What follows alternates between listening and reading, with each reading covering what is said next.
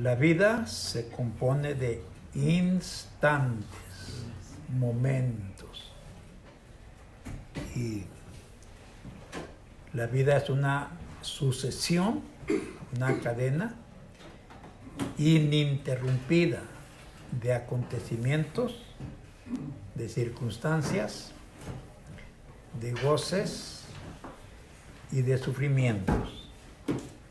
La vida es incierta, impredecible. La muerte es segura. Pero cuando anclamos nuestra vida en Cristo, en Dios, en el Espíritu Santo, en los conceptos bíblicos, entonces nuestra vida se afirma, se hace muy, muy segura. Tenemos una vida cierta, segura, en Cristo el Señor.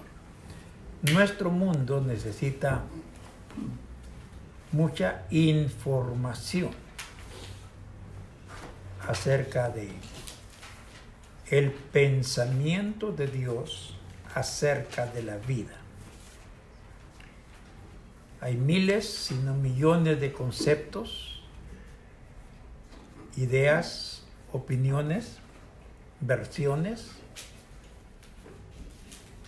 acerca de la vida. Pero Jesús dijo algo muy, muy básico. Dijo, yo soy.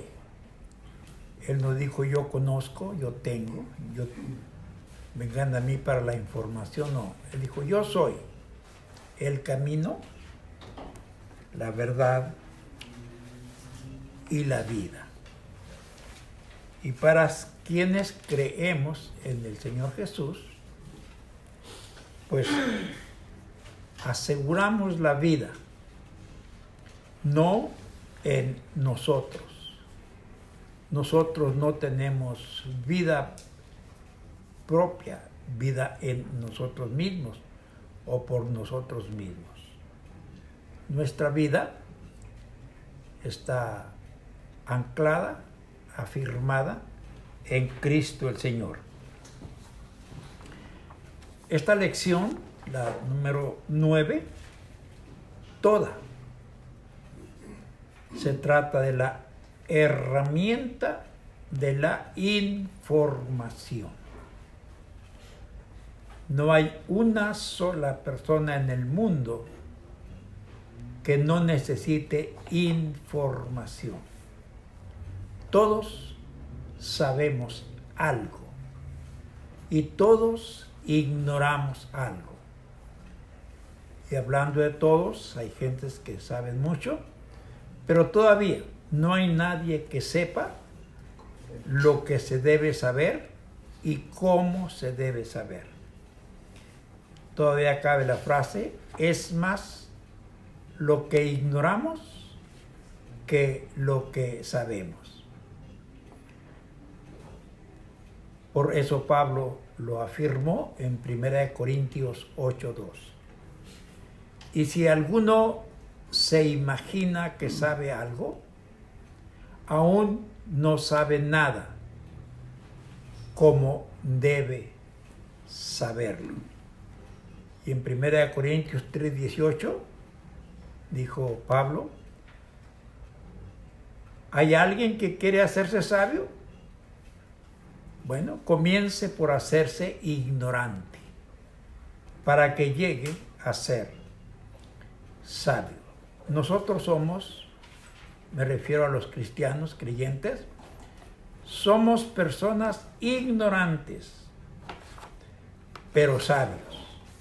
Ignorantes en el aspecto secular, terrenal, pero sabios en el área del espíritu. Iniciamos hace mucho tiempo, unos más, otros menos, una vida espiritual. Hemos crecido en la vida espiritual, nos hemos elevado en el área espiritual, unos más, otros menos, pero todos hemos crecido en el área espiritual y en la medida que nos elevamos en el aspecto espiritual, el mundo nos parece más pequeño y más pequeño. Así como cuando uno aborda un aeroplano, a medida que el aeroplano adquiere alturas, nos asomamos por la ventanilla y las cosas de aquí a la tierra van perdiendo su dimensión.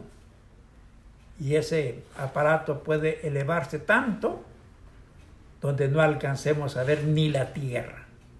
Veríamos espacio por todos lados. No lo hacen ellos, pero pueden realizarlo.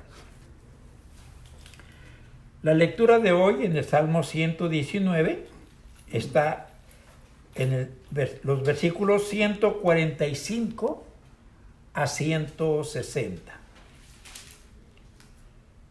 Y yo tomé, como siempre, 2 versículos para considerar con ustedes. Y siempre lo pongo en el devocional porque tengo un material esta noche muy extenso para ustedes los alumnos. Y no es que se los niegue a los demás, pero no transmitimos todo el estudio. Algunos se nos dormirían allá en las casas o tienen muchos quehaceres porque no programaron quedarse 3 horas. En el verso 147, me anticipé al alba y clamé, esperé en tu palabra. Y el otro versículo, este 160, que también lo voy a leer ahorita. La suma de tu palabra es verdad, y eterno es todo juicio de tu justicia. El tema para estos 16 versículos que abarcamos hoy, yo lo llamé, desde temprano me informo de tu palabra. Me informo. Y hace como 2 meses, tal vez más, que todos los días antes de iniciar mi devocional, escribo en Facebook. Hoy estoy leyendo, hoy me tocó Jeremías. No sé desde cuándo vengo anunciando eso. Y digo, estoy aprendiendo, estoy investigando, me estoy informando de lo que este profeta dice. Ya pasé por todo Isaías. Bueno, yo vengo desde Génesis, informándome de la Escritura por 89 veces. Desde temprano. Yo no sé a qué edad comenzaron ustedes a informarse. Yo comencé a informarme de las Escrituras cuando tenía 22 años. Antes de esto, yo no sabía que había Biblia. Nuestro guía religioso nunca nos dijo nada de la Biblia, ni nos invitó a leerla, ni nos la mencionó. Temprano puede ser niñez, puede ser juventud, pero también temprano puede ser en la mañana. Temprano puede ser una hora que usted precisa, que usted escoge, que usted selecciona para adquirir información de la buena, de la básica, de la Biblia para su transitar en esta tierra. Desde temprano me informo de tu palabra. Hay otro texto muy oportuno que dice, Salmo 119, 105, lámpara es a mis pies tu palabra y lumbrera a mi camino. Yo le sugiero a usted que me escuche aquí en la clase y allá donde me están escuchando ya, que recurra a la información básica, la Biblia. Porque hay mucha información en el mundo. Si usted va a una denominación, le van a dar una información. Va a otra, le van a dar otra información. Y a otra, y a otra, y a otra. Y no sabemos cuántas hay. Y cada uno tiene información acerca de Dios, acerca de la Biblia, acerca de nuestra relación con Dios. Pero no rimamos todos. Algunos nos consideran herejes, otros nos consideran hermanos, santos, perfectos, hasta puros. Hay hasta apóstoles, hay profetas, hay diaconisas, hay de todo.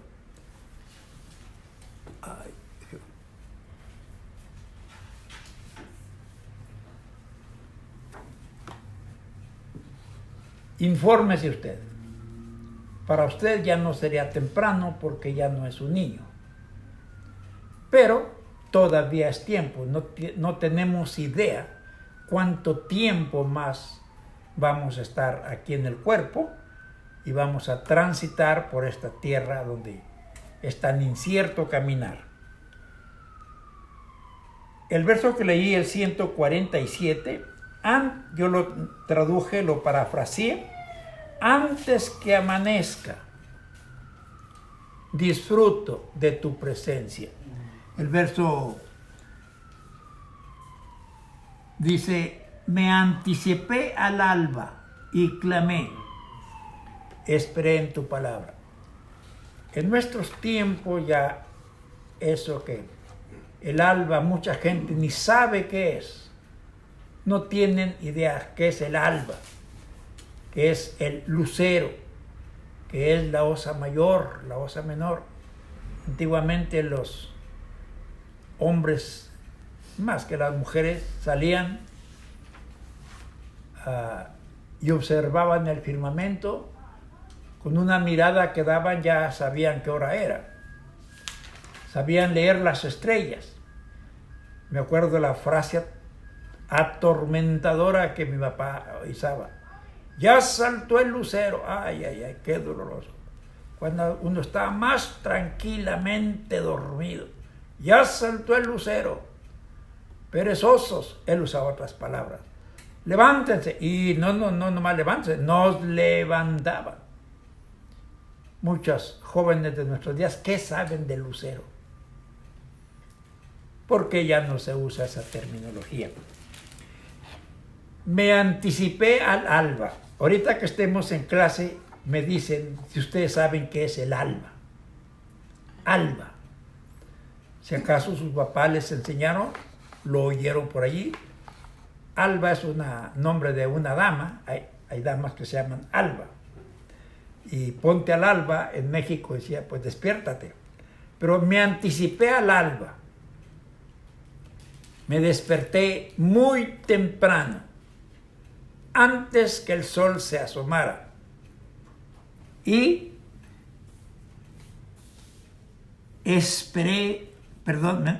me anticipé al alba, clamé y esperé en tu palabra. La palabra de Dios, esta que yo tengo enfrente, es la esencia, es el reflejo, es la sustancia, es la expresión divina. La palabra es Dios. Dice, el verbo, que es la palabra, se hizo carne y habitó entre nosotros. Y esa palabra, que se llamó Jesús, anduvo aquí en la tierra. Algunos pudieron comer, transitar, sufrir, llorar, gozar con él. Y él era la palabra encarnada, la palabra de Dios expresada a través de un cuerpo humano. También nosotros somos. Al primer hombre que Dios hizo hizo un montoncito de tierra, un monito, no sé qué hizo, y le sopló, y le metió el espíritu, la esencia, la divinidad, la deidad de él, lo puso en esa materia inerte, y surgió un hombre, no un niño, un hombre completo, que era el reflejo, la expresión, la manifestación del Todopoderoso. Así que nosotros ahora, además de que somos la herencia de Dios a través de las generaciones, un día que nacimos del Espíritu, nacimos de nuevo. Y allí cabe el versículo de Juan 1:14. El Verbo fue hecho carne. Y Dios, el Espíritu Santo, se metió en nosotros, nos poseyó, y desde entonces Él vive en nosotros. Él nos dirige, Él nos guía, Él nos enseña. Somos la expresión visible, palpable, física y humana, la expresión de la deidad, de la santidad, de la grandeza, como querramos decirle. Dios se ha personalizado en cada uno de nosotros al dejar a su espíritu, y que nosotros lo permitimos, que more y que nos guíe, que nos conduzca como a los niños chiquitos cuando los tomamos de la manita y no los soltamos aunque quieran, porque ellos no saben andar solos. Entonces, nosotros somos la imagen de Dios y nuestros cuerpos son instrumentos, según Romanos 6:11. Somos instrumentos de rectitud. Somos los instrumentos que el Creador ha utilizado para expresar su gloria, su poder, su santidad y su cualidad de vivir en un cuerpo humano. Los platonistas dijeron, allá en el siglo I y antes, es imposible que Dios quiera habitar en un cuerpo humano, porque el cuerpo humano es sucio, es pecaminoso, es factible de podrirse, tiene muchos defectos. Dios no puede, dijeron los platonistas, Dios no quiere estar en un cuerpo humano. Dios rehúsa eso. Pero cuando Jesús vino y nos enseñó, dijo, el Padre y yo somos uno. Y si ustedes leen el capítulo 17 de Juan, único capítulo en maravilla, y Jesús dijo, para que todos sean uno, como tú, Padre, en mí y yo en ti, que ellos también sean uno en nosotros. Y nos elevó a esa categoría de hijos de Dios, cuerpo, templo del Espíritu, la iglesia, el cuerpo de Cristo, y eso hemos llegado a ser nosotros. El verso 160,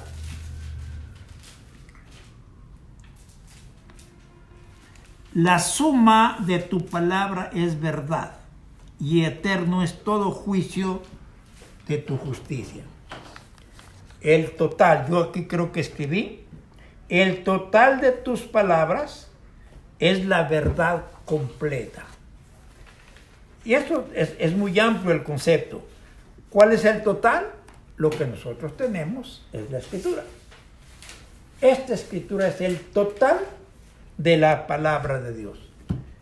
Muchos pasajes, muchas declaraciones, mucha información que por más que uno lea, cuando menos yo leo y leo, no la alcanzo a entender.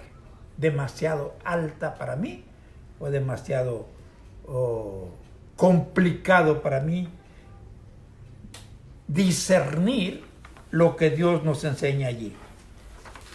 Pero de todos modos, la suma de tu palabra es verdad. El total de la palabra de Dios es verdad.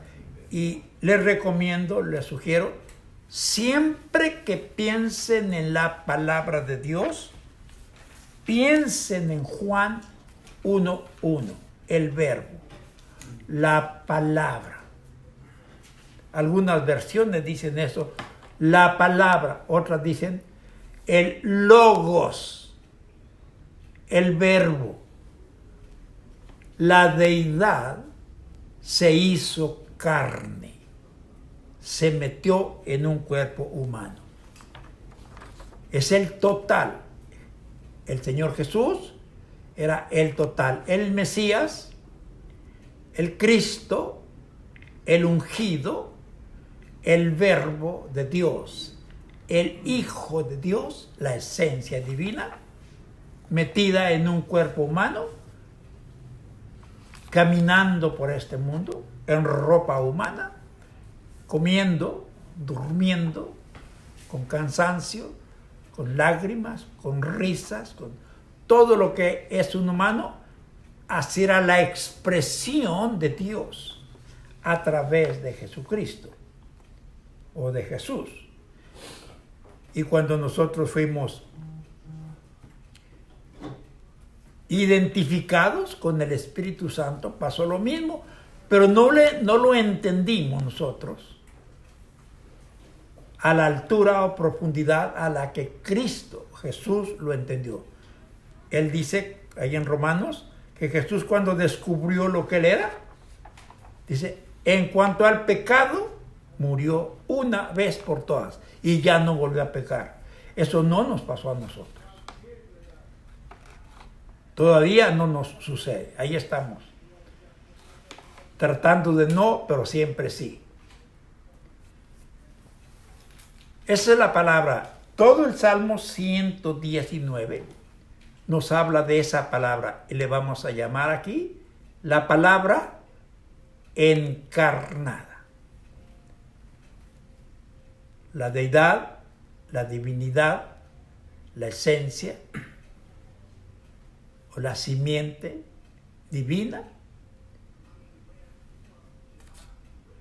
dejándose ver, expresándose en cuerpos humanos, como lo somos nosotros. Cuando nosotros pensemos en esta altura a la que yo estoy hablando, el pecado no nos va a vencer en ninguno de los territorios.